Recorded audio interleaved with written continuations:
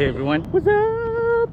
Saya ada di Speedway Subang Circuit hari ni. Motor saya dah siap.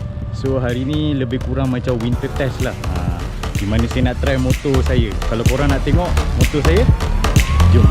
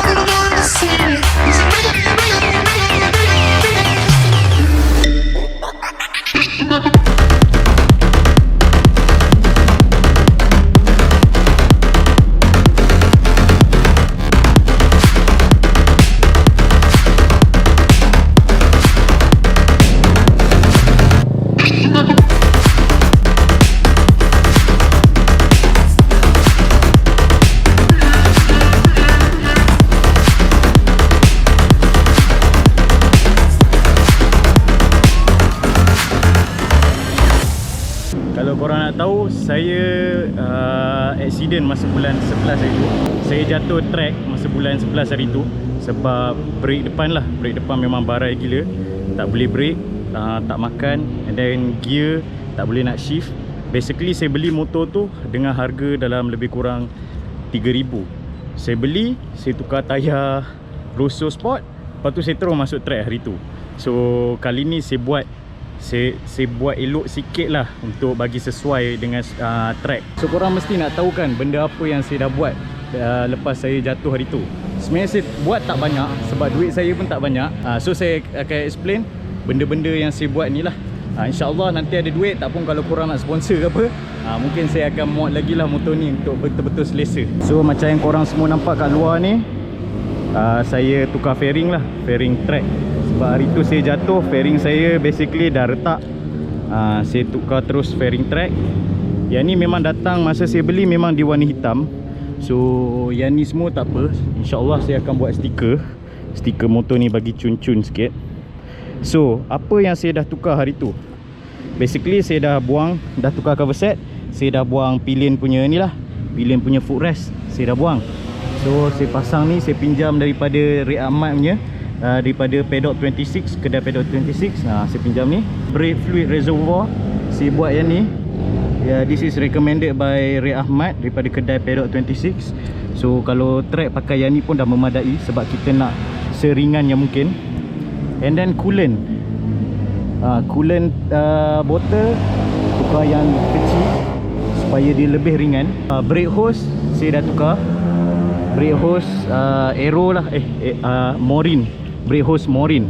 And then tayar depan belakang saya tukar tayar brand IZR 003. Tayar ni memang soft compound. Kalau korang tengok, saya tadi dah try dah 2-3 round. So memang terbaik. Belakang sekali, so memang cemerlang lah tayar ni sebenarnya. Brake disc saya dah tukar. Hari tu brake disc memang barai betul. So saya tukar yang baru. Saya rasa brand Garis ke apa race lah nama. So yang baru punya. Cuma brake disc belakang je saya tak tukar.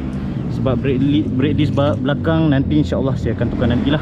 And then saya tukar clutch. Yang asal punya clutch warna biru tu memang barai. Model dia memang tak ngam. Dengan nut ni semua tak masuk. So yang ni asyik terkeluar je waktu saya main dekat track hari tu. Waktu jatuh tu, benda ni asyik longgar terkeluar. So ni nampak sangat lembut dan sedap lah. Brake pun saya tukar RCB size 14. Memang sangat firm lah. Kali ni memang sedap lah. Sekali dengan tank dia lah, macam biasa. Dan hari tu saya jatuh, handlebar macam sengit sikit. So saya tukar yang CNC yang elok punya. Lepas tu saya tukar ni, tapi fork saya tak upgrade lagi. Spring apa semua saya tak upgrade lagi. Saya just tukar ni je untuk adjust preload apa semua. Untuk engine ni, valve clearance dah buat. Cuma compression kita orang terlepas pandang hari tu. Compression belah kanan 115, belah kiri 30 je. So kalau fikir balik sebenarnya tak sesuai nak masuk track. Sebab takut nanti motor ni problem, engine problem. Tapi tak apa, buat masa sekarang saya nak winter test kan, so saya try dulu. So buat masa sekarang yang tu je yang saya dah tukar. InsyaAllah saya akan upgrade fork depan. Saya upgrade fork kit kan. Spring dia, minyak dia saya tukar. And then belakang, mono suspension belakang, saya plan nak tukar JDS dia, tapi yang full tank, yang ada tank yang gas punya, brand JDS.